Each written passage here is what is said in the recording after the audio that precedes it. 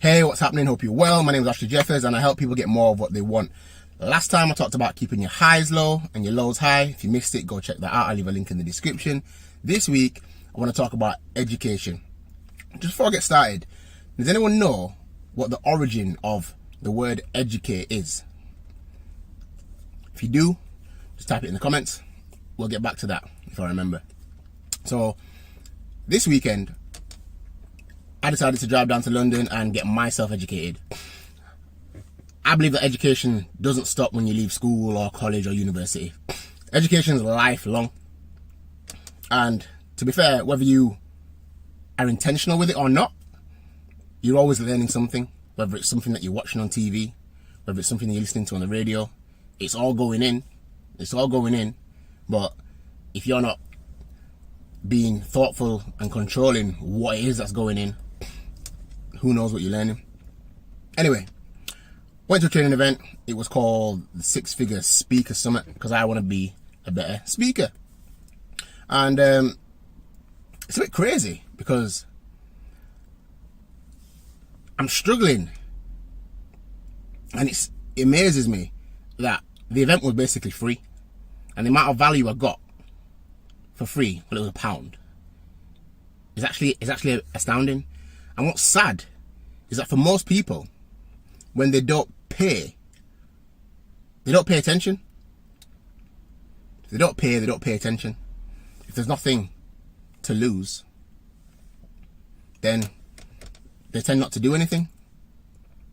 And, you know, I know a lot of people get bad press about charging hundreds or thousands of pounds for educational programs, but in most cases, they don't need that money.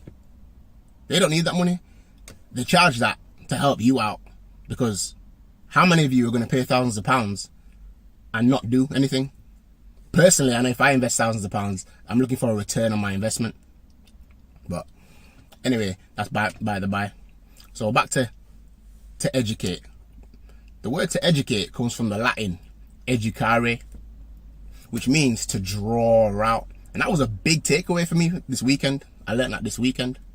Because traditionally in education, teachers, speakers, they're just cramming information into you, just getting you to remember information, giving you information, when in actual fact, we need to be drawing out the creativity from the student, from the pupil, child or adult.